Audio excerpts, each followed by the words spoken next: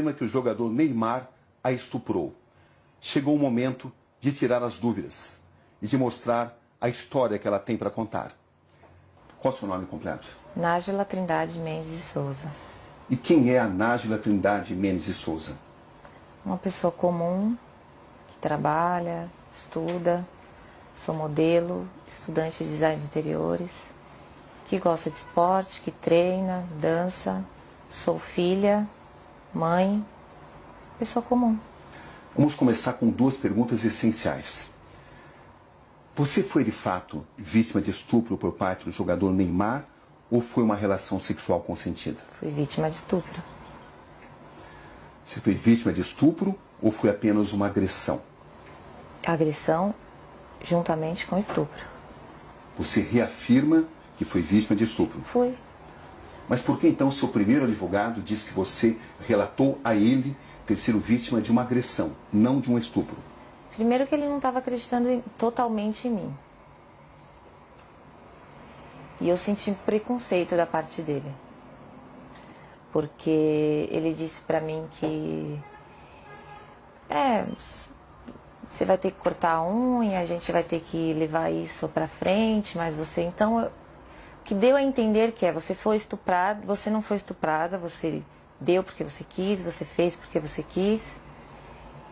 Então, eu não vou eu vou isentar essa parte, eu não vou colocar essa parte. Vou falar agressão porque eu tenho as provas, você me mostrou as provas da agressão, que foram as fotografias.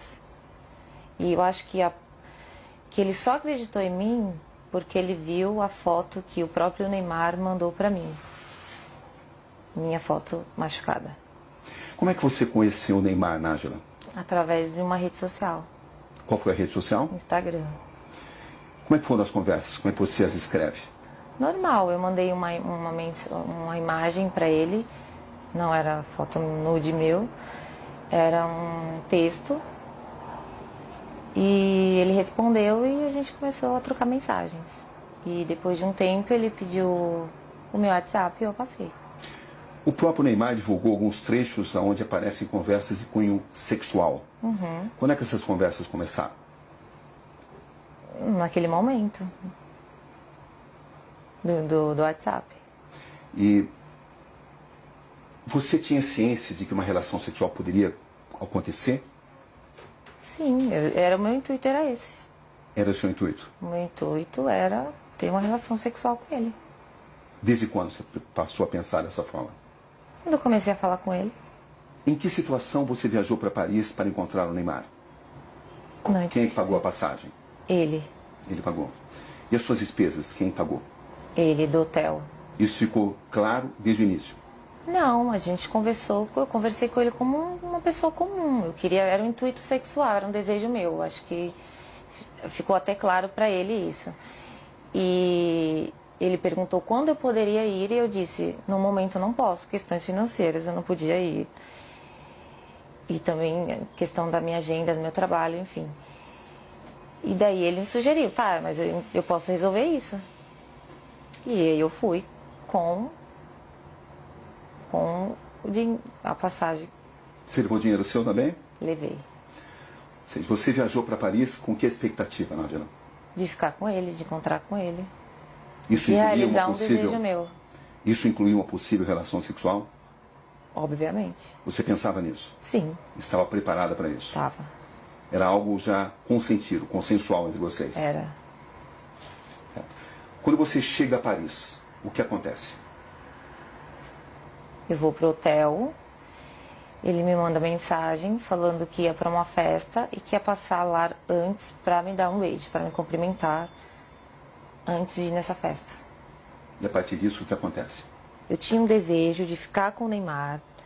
E quando eu chego lá, tava tudo bem, tava tudo legal as mensagens. Uhul, eu ia conseguir, entendeu? Só que quando ele estava agressivo, totalmente diferente daquele cara que eu conheci nas mensagens. Até aí, tudo bem. Como eu tinha muita vontade de ficar com ele, falei, ok, vou tentar manejar aqui. E a gente começou a trocar carícias, começou a ficar, a se beijar. E daí ele me despiu. Eu não Até achei... então foi tudo consensual? Foi. Até aí tudo bem. Sim. Só que depois ele começou a me bater. E eu falei assim, nos primeiros, ok, tava tudo certo. Só que depois começou a me machucar muito. E eu falei, para. Você falou isso de forma clara? Falei, para, está doendo. E ele falou, desculpa, linda. Ok, continuamos. Deitados na cama, rolando e tal. Eu falei, você trouxe preservativo? Porque eu não tenho. E ele disse, não. Eu falei, então não vai acontecer nada além disso. Porque não podemos. Qual foi a resposta dele? Ele não respondeu nada. E a gente continuou. E ele me virou, cometeu o ato, e eu pedi para ele parar. Enquanto ele cometia o ato, ele continuava batendo na minha bunda violentamente. E depois eu girei. Foi tudo muito rápido, questão de segundos, e me retirei. Foi isso que aconteceu. Você está totalmente convencida que conseguiu mostrar a ele que você não queria, não desejava mais a relação sexual? Eu falei, para. Não, para. Eu falei. E ele nunca disse nada a você? Ele não se comunicava muito. Ele só agia. Ou seja, você estava preparada para uma relação sexual consensual? Estava. E quando é que essa relação sexual consensual se transformou, na sua visão, em um ato de estupro? A partir do momento que ele se tornou agressivo, a partir do momento que eu perguntei para ele se ele tinha levado o preservativo, que eu não tinha, e ele falou que não, e eu falei para ele, então não podemos. Então só vamos trocar carícia, vamos continuar aqui. E ele concordou, com o silêncio eu entendi como concordância. E quando ele me virou, ele já foi cometendo o ato. Então assim, ele não entrou em um acordo comigo, não, eu não trouxe, mas eu tô afim, eu quero. Não, ele ficou calado. Então para mim, ele tinha entendido que não poderíamos ir além daquilo do que já estávamos fazendo.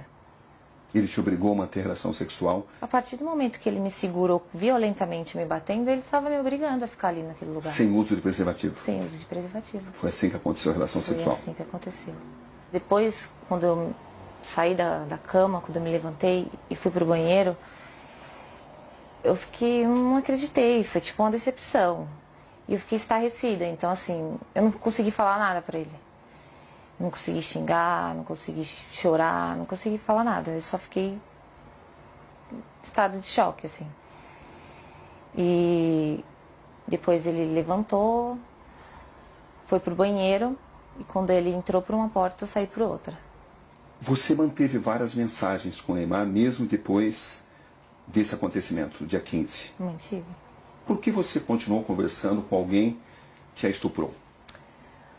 Porque primeiro que eu tive que assimilar tudo. Todo o acontecimento. E quando ele saiu do quarto, e eu comecei a entender tudo o que tinha acontecido comigo, e como ele foi estúpido, como ele foi ruim, como ele me violou e me violentou, eu quis fazer justiça. Porque eu não acho que só porque eu estava afim de ficar com ele, ele tinha o direito de fazer aquilo comigo. Então, no primeiro momento, eu não consegui reagir devido aos traumas. E depois eu sabia que se eu não falasse com ele normalmente, fingindo que eu não tinha entendido o que aconteceu, ele não iria mais falar comigo. Eu não teria como provar o que ele fez comigo.